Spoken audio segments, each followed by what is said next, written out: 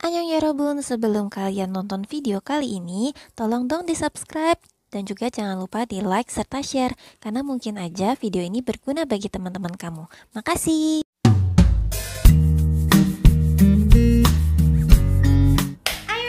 Jadi di pertemuan kali ini kita akan membahas mengenai current liabilities, provisions, dan juga contingent liabilities. Tapi di pertemuan kali ini kita lebih memfokuskan ke provisions dan juga sedikit tentang contingent liabilities. Nah, sebenarnya di kehidupan sehari-hari kita udah sering banget nih nemuin yang namanya provisi, cuma kita nggak sadar. Salah satunya adalah warranty atau garansi. Oke teman-teman, gak usah lama lagi, kita langsung ke pembahasannya. Oke teman-teman, kali ini kita akan bahas current liabilities, provisions, and contingencies.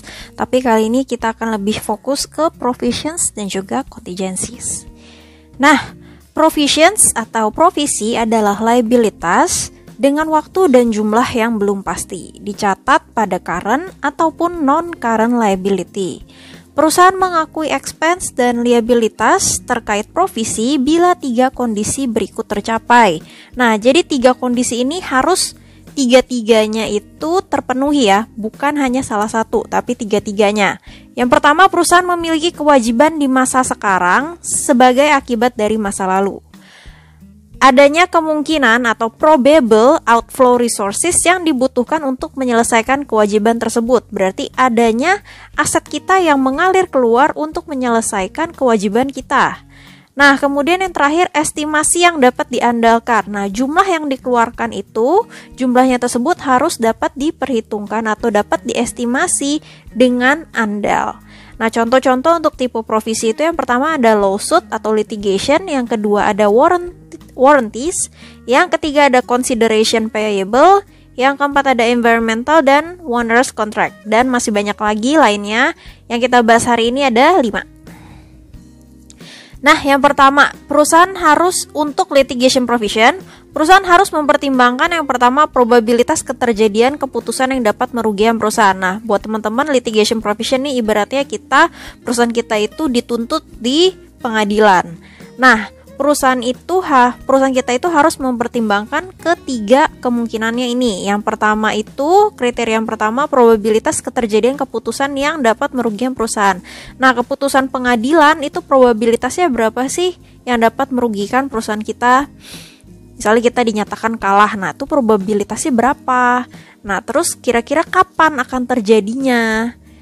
Dan yang ketiga itu, bisa nggak sih kita estimasi kerugian dengan andal kalau misalnya hal tersebut terjadi? Nah, jika kemungkinan terjadinya besar, kerugiannya pun dapat dihitung dengan andal dan keterjadiannya adalah sebelum tanggal financial statement, maka perusahaan harus mengakui adanya liabilitas. Nah, ini kita ada contoh ya. PTA sedang dalam tuntutan pada tanggal 31 Desember 2019. Nah, yang A, kemungkinan kekalahan di pengadilan cukup besar atau probable. Jumlah kerugian adalah 900 USD. Sedangkan untuk yang B, kemungkinan kekalahan di pengadilan tidak besar atau not probable. Nah, kalau misalnya kemungkinannya kekalahan itu cukup besar dan kita bisa mengukurnya dengan andal kerugiannya yaitu 900.000 USD, maka kita akan mencatat lawsuit loss pada lawsuit liability 900.000. Nah, tapi kalau misalnya kemungkinan kekalahannya itu tidak besar, maka kita tidak membuat jurnal apa-apa. No entry is necessary, the loss is not accrued because it is not probable that a liability has been incurred at 31st December of 2019. Jadi ketika di Desember 2019 kita tidak perlu mencatat apa-apa kalau misalnya dia tidak probable. Tapi kalau misalnya dia probable, kita harus melakukan pencatatan atau pengakuan di lawsuit liability. Nah, lanjut, ini ada warranty provisions atau biasa teman-teman suka ngomongnya tuh garansi ya. Janji yang diberikan oleh penjual kepada pembeli untuk memperbaiki kualitas, kuantitas, dan performa produk. Jika probable atas keterjadiannya bahwa customer akan mengklaim warranty, perusahaan juga dapat mengestimasi secara andal biaya yang akan terjadi, maka expense perlu diakui. Terdapat 2 tipe garansi. Yang pertama adalah insurance type, Dan yang kedua adalah service type. Insurance type yang pertama itu garansi kualitas pada barang atau jasa yang dijual bebas dari cacat pada saat barang tersebut dijual. Sedangkan untuk service type, perpanjangan periode garansi dengan biaya tambahan. Nah, kita ada contoh soalnya masing-masing. Kita bahas dulu yang assurance type. PTA memproduksi mesin baru pada Juli 2019 dan menjual 100 unit mesin dengan harga 5.000 USD hingga akhir tahun. Setiap mesin mendapat garansi selama 1 tahun. Berdasarkan pengalaman dengan mesin sejenis, biaya warranty rata-rata adalah 200 USD per unit. Pada kenyataannya, biaya yang muncul di tahun 2019 adalah 4.000 USD dan pada 2020 adalah 16.000 USD. Buatlah jurnal yang diperlukan selama 2019 dan juga 2020. Nah, jurnal yang pertama yang kita lakukan adalah untuk mencatat sales dari mesin tersebut ya. Dan juga dari Juli sampai Desember. Nah, tadi dicatat ada 100 unit yang laku, harganya masing-masing 5.000. Jadi kita catat dulu ya. Kita catat dulu cash pada sales revenue sebanyak 500.000, yaitu dari 100 dikali 5.000. Kemudian yang kedua, kita catat dulu to record payment for warranties incurred. Jadi yang terjadi selama di 2019 itu adalah sebanyak 4.000 USD. Jadi kita catat dulu warranty expense pada cash inventory and accrued payroll. Ya, jadi ini kita catat dulu. Kemudian yang ketiga, pada akhir tahun kita harus melakukan adjustment karena 16.000 USD-nya itu akan terjadi di 2020. Teman-teman harus ingat matching konsep. Kalau misalnya revenue-nya dicatat di 2019, maka beban yang terkait dengan si penjualan tersebut harus dicatat di tahun yang sama. Jadi nggak mungkin nih nanti di 2020 kita catat lagi warranty expense. Berarti nanti jadinya aneh. Revenue-nya di 2019, tapi expense-nya di 2020. Makanya pas akhir 2019, kita mencatat seperti ini. Warranty expense pada warranty liability sebanyak 16.000. Ya, jadi expense-nya udah kita akui di 2019. Tapi ini masih liability karena uangnya belum kita keluarin. Kapan uangnya dikeluarin? Di 2020. Nah, makanya di jurnal yang nomor 4, to record payment for warranty cost incurred in 2020 related to 2019 machinery sales, dicatat warranty liability pada cash inventory accrued payroll sebanyak 16.000.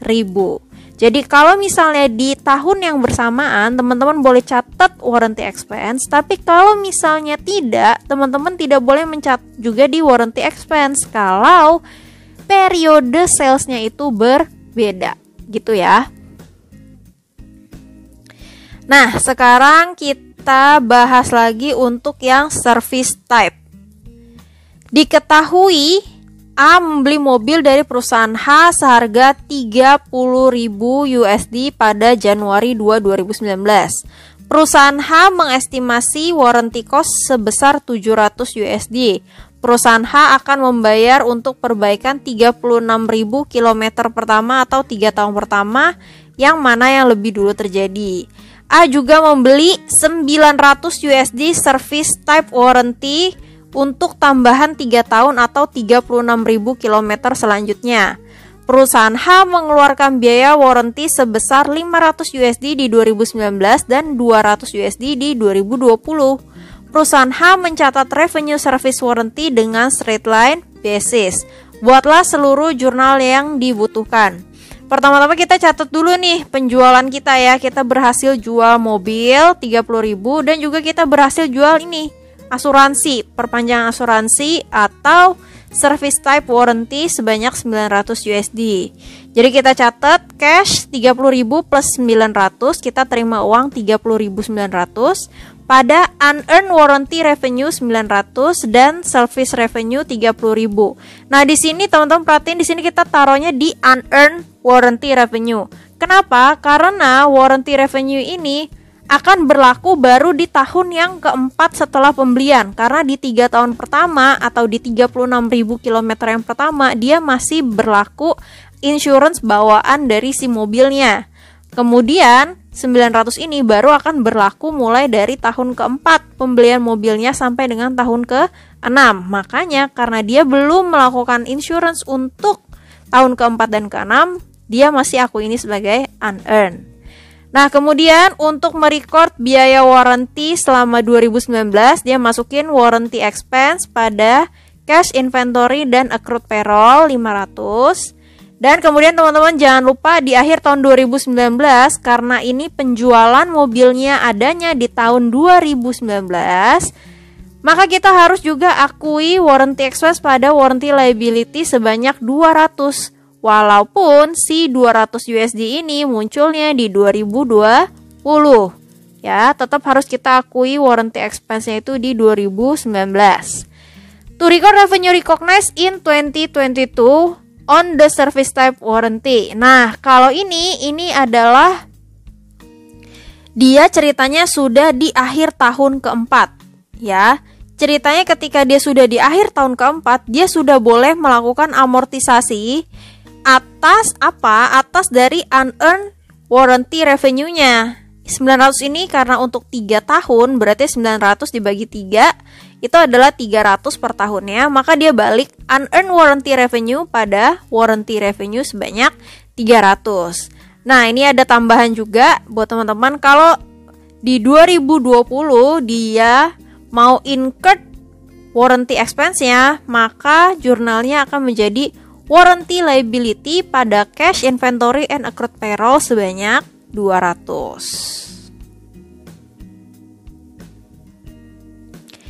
Lanjut ya, sekarang consideration type of provision.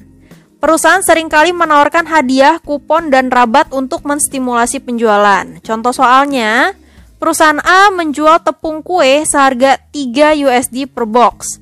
Perusahaan A juga menawarkan customer untuk menukarkan 10 kotak kosong tepung kue dengan kesempatan untuk membeli mangkok adon besar seharga 1 USD. Harga beli dari mangkuk adon besar itu sebenarnya adalah 2 USD per unit. Perusahaan A mengestimasi customer akan menebus 60% kotak kosong tepung kue. Penawaran ini dimulai pada Juni 2019. Selama 2019, perusahaan A membeli 20.000 unit mangkuk adon besar, menjual 300.000 unit kotak tepung kue, dan 60.000 kotak kosong tepung kue ditebus oleh customer. Jadi pertama-tama kita harus merecord dulu pembelian dari 20.000 mixing bowls atau mangkuk adon seharga $2 per mangkok, yaitu premium inventory 20.000 dikali $2 pada cash sebanyak 40.000 masing-masing debit dan kredit. Untuk yang kedua, kita merecord penjualan kita atas 300 kotak cake mix atau tepung kue, yaitu 300.000 dikali 3 jadi 900.000. Kita menjurnalnya cash pada sales revenue. Dan yang ketiga, kita merecord actual redemption. Kita merecord benar-benar nih penebusannya dari 60.000 kotak dan menerima uang $1 per 10 kotak. Nah, 60.000 dibagi 10 berarti ada 6.000. 6.000 dikali $1 berarti 6.000. Nah, kita dapat cash 6.000. Di sini 6.000. Kemudian ada, kita kan kasih orang ya, kasih orang si barang kita itu, si mixing bowls-nya. 60.000 bagi 10 itu berarti kita memberikan sebanyak 6.000 mixing bowls, yang mana tadinya satu mixing bowlsnya kita beli seharga $2. Maka ini dikredit inventory of premium sebanyak 12.000 didapat dari 60.000 dibagi 10 kita kali 2 yaitu 12.000. Kemudian kita catatlah premium expense di sini di debit di angka 6.000, balancing dari inventory of premiums dengan cashnya yaitu 6.000. Nah, kemudian nggak sampai di situ aja. Karena tadi dia estimasi adalah 60% dari penjualan itu akan di-redeem atau akan ditebus. Di tahun 2019 ada penjual sebanyak 300.000 kotak. Dan estimasinya adalah 60%. Berarti total estimasi dari kardus yang akan di-redemption itu adalah 180.000 kotak. Tapi tadi cuman baru di-redeem 60.000. Nah, 180.000 ini kita bagi 10. Kita bagi 10 itu mendapatkan 18.000, kemudian kita kali dengan $1, yaitu menjadi 18.000. Miss, kenapa dikali $1 nih 2 kurang 1? Nah, ini 2 berarti 2 dari harga jual dan ini 1 ini adalah dari harga ini 2 bukan dari harga jual tapi dari harga kita beli ya. Satu mixing bowlsnya kan $2 dan ini satunya ini adalah satu dari uang yang kita terima dari customer. Berarti expense kita adalah $1-nya. Kita beli 2, orang bayar 1, berarti kita tanggung yang $1-nya. Nah, $1 yang kita tanggung ini dikali dengan berapa ribu mixing bowls, yaitu dikali dengan 18.000 mixing bowls. Berarti sebenarnya total premium expense kita itu harusnya ada 18.000. Tapi di tahun 2019 baru di-redeem sebanyak 6.000, yaitu dari yang jurnal sebelumnya. Maka yang belum di-redeem menurut perkiraan kita itu adalah 12.000. Ingat, karena penjualannya di 2019, maka kalau misalnya orang udah ngumpulin nih kotaknya dari 2019 terus baru di 2020 dia tuker, maka tetap di 2020 kita nggak boleh akuin premium expense. Tapi kita harus ngakuin premium expense ini adanya itu di 2019. Makanya kita harus catat dulu, kita akuin premium expense 12.000 pada premium liability di 2019. Jadi nanti kalau misalnya orang redeem di 2020, kita tidak lagi mencatat premium expense, tapi kita catat premium liability. Oke, selanjutnya contoh dari environmental provisions. Nah, perusahaan harus mengakui adanya environmental liability ketika perusahaan memiliki kewajiban legal yang berkaitan dengan retirement dari aset jangka panjangnya yang dapat mengukurnya dengan andal.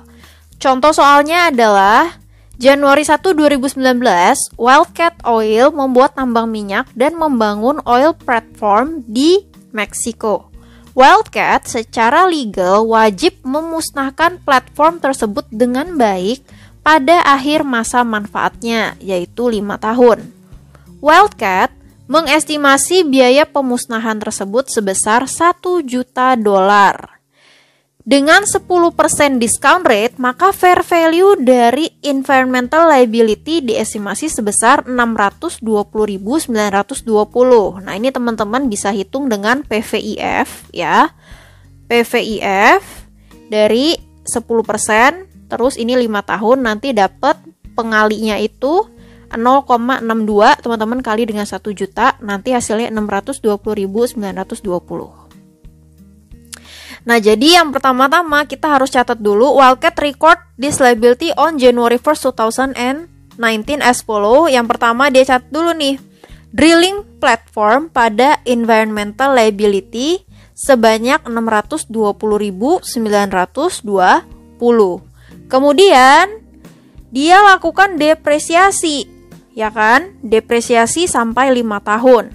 Depreciation expense pada accumulated depreciation yaitu sebanyak 124.184.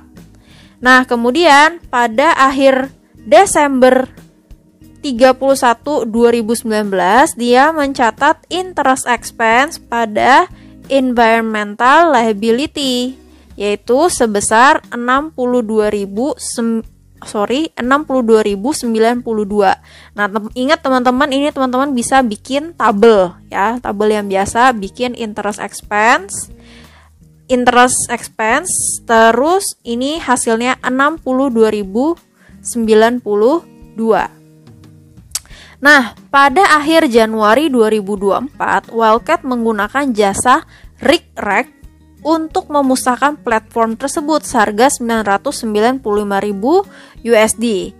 Nah, jadi di tahun 2024, tanggal 10 Januari, dia membuat jurnal seperti ini. Environmental liability 1 juta, pada cash 995.000, dan gain on settlement of environmental liability sebanyak 5.000. Karena selama ini dia estimasinya ternyata lebih besar daripada pengeluarannya. Nah, nanti lama-lama si environmental liability ini ya, yang teman-teman bikin tabelnya, itu dari 620 karena ditambah-tambahin terus nih sama si interest expense-nya ini, entar lama-lama book value dari environmental liability itu adalah 1 juta.